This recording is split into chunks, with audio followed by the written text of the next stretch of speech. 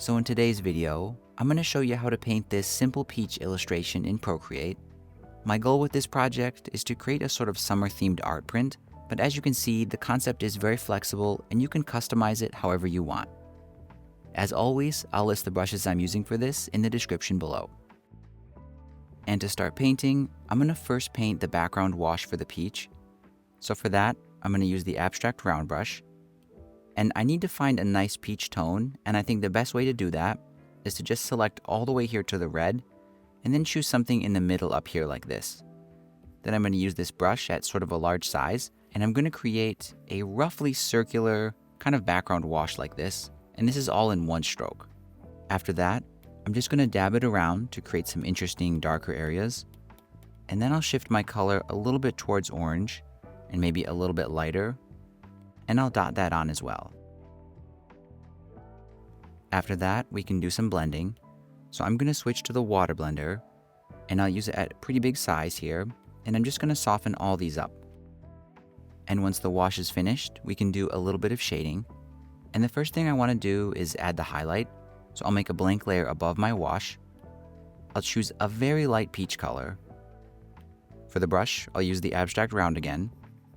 And I'm just going to create a stroke kind of like this, and I'll do it a few times just to make it kind of extra opaque. And for the highlight, I'd like the outer edge to stay hard like this, but I want to soften the inside. So for that, I'll switch back to the water blender and just smooth that out.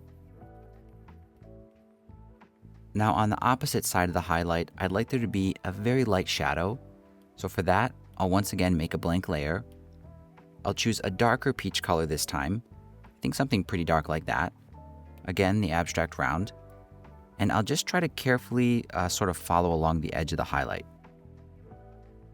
After that, I'll switch back to the water blender, and this time I'll soften the outer edge.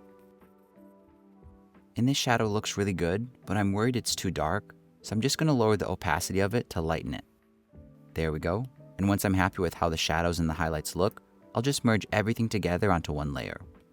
Now it's optional, but you can also do some overall shading. And for that, I'm going to use the freehand selection tool, and I'll just make a U-shaped selection that covers the bottom of the peach. I'll feather it out quite a bit, and then I'll darken it just a tiny bit and saturate it as well. And you can also mess with the hue and maybe shift it a little bit towards purple. And at this point, with the shading finished, we can finally cut this out into a peach. So for that, I'm going to grab the eraser brush, set to the fine liner pen, and I'll use it to just sort of shave off the outer edge and smooth it out. But I'm also going to sort of follow the top edge here of the highlight.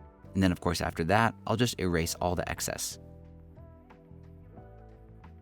And the next step here is also optional, but I want to sort of burn the edge of this and give it a hard edge effect.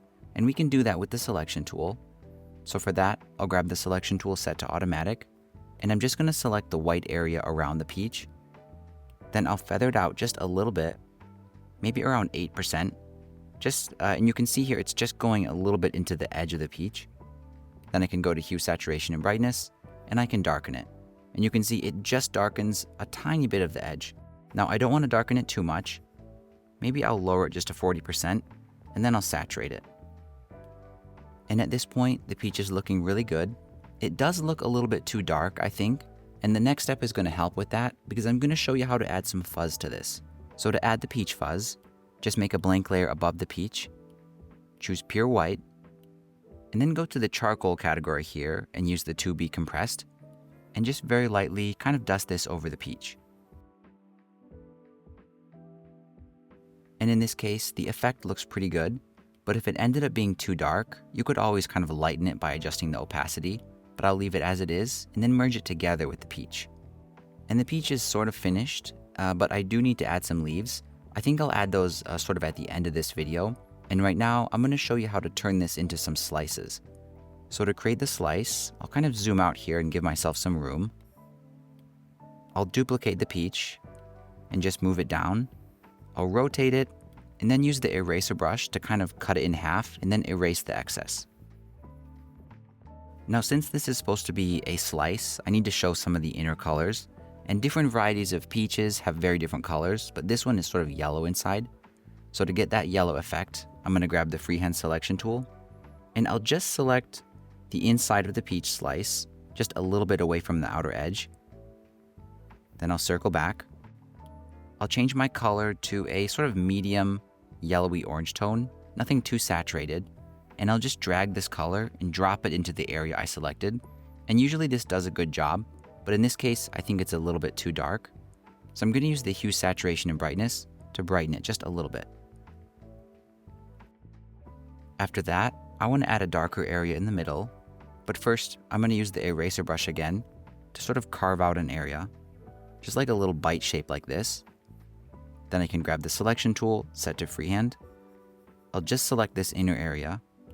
I'll feather it out quite a bit, and then I'll adjust the color using the hue, saturation, and brightness to make it look like a very dark, saturated peach tone.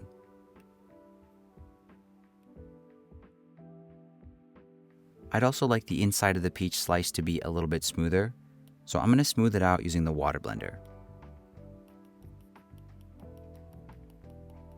Next, I'm going to arrange the peach slice a little bit better, and then I'll create a duplicate and see if I can combine them into a nice arrangement where they're just barely touching.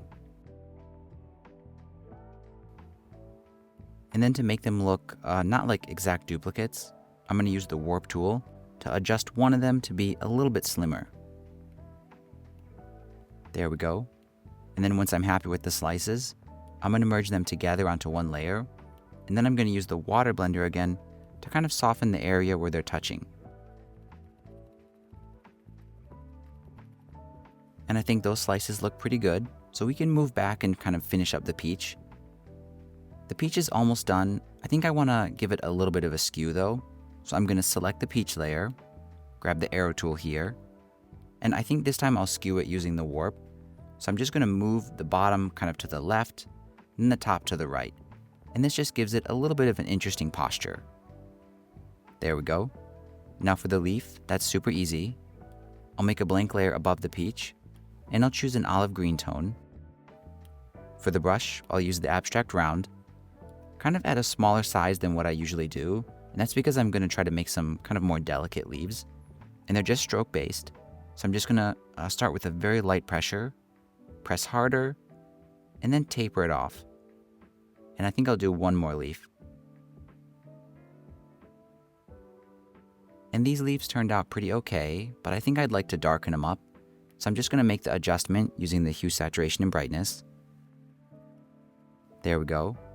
I'd also like to add a sort of a darker area at the base. So for that, I'll use the freehand selection tool.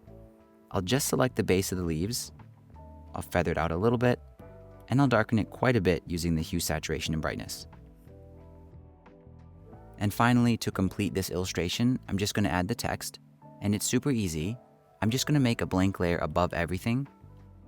Then I'll use the little pine brush to write the message. And just to make my letters a little more interesting, I'm going to use the liquefy tool to sort of kind of wiggle them up.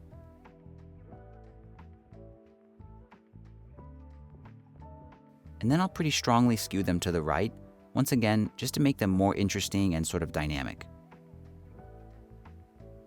And just like that, this illustration is finished. Before I go, I wanted to mention once again that all the topics I cover in my tutorials are basically free and open concepts, and you can sell or distribute anything you paint when you follow my videos, even if your artwork looks very similar to mine. As always, if you think I've earned it, please give this video a like, and here are 2 more watercolor tutorials I think you'll love to watch next.